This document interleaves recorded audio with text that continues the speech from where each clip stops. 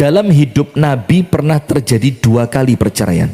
Marra ma'a zaujatihi al-karimah Hafsah binti Umar radhiyallahu ta'ala anhuma. Yang pertama dengan Hafsah putri Sayyiduna Umar. Salah satu penyebabnya dan dikatakan oleh para ulama karena Sayyidah Hafsah punya sifat apa?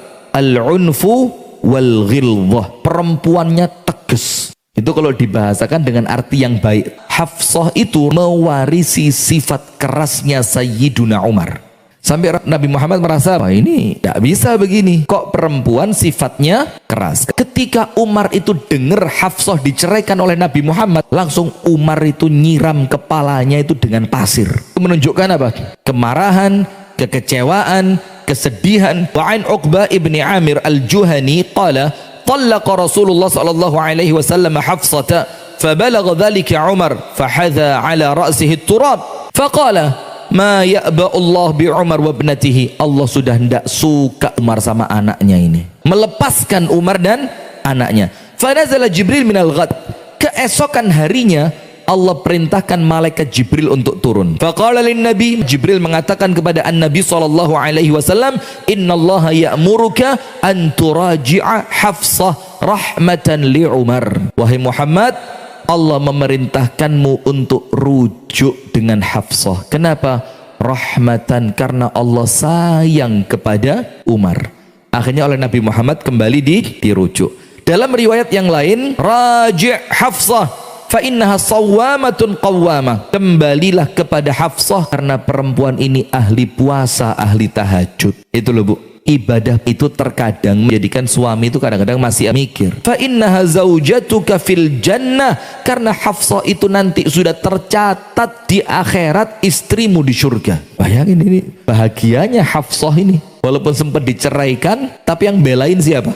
Allah lewat Nabi Muhammad. Bukan sekedar karena Hafsah, tapi karena siapa bapaknya Hafsah. Maka itulah kalau mau nikah dilihat bibit, bebet dan bobot. Kan dilihat bapaknya siapa, ibunya siapa. Karena itu juga salah satu cara untuk mempertahankan kelangsungan rumah tangga. Kemudian cerainya Nabi Muhammad dari Umaymah. Saya singkat juga.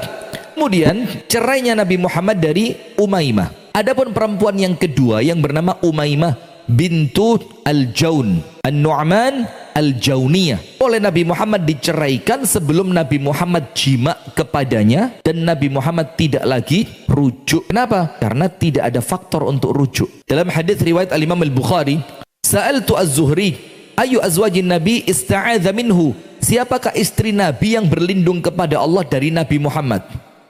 Nabi Muhammad dianggap seperti apa ini? Sesuatu yang mengerikan gitu, sampai dia perlu berlindung kepada Allah dari Nabi Muhammad. Maka Al-Imam Az-Zuhri mengatakan, akhbarani Urwah an Aisyah radhiyallahu taala anha anna ibnatal Jaun. Aku diberitahu oleh Urwah bin Az-Zubair, keponakannya ibunda Aisyah, bahwasannya perempuan itu adalah putrinya Al-Jaun yang bernama Umaymah. Kemudian Rasulullah dana minha, mendekat kepada Umaymah di malam pertamanya. Faqalat, maka Umaymah mengatakan, a'udzu billahi minka, aku berlindung kepada Allah darimu.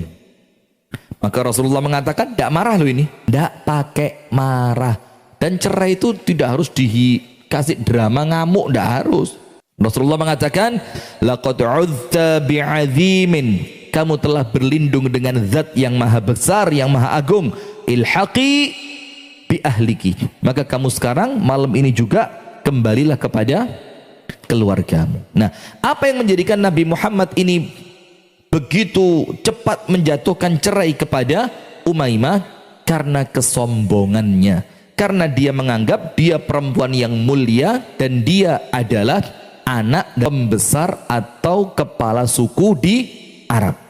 Dan ini juga menunjukkan sifat sombong itu obat angel. Maka Rasulullah ketika melihat perempuan ini sombong, kayaknya sudah tidak bisa diperbaiki.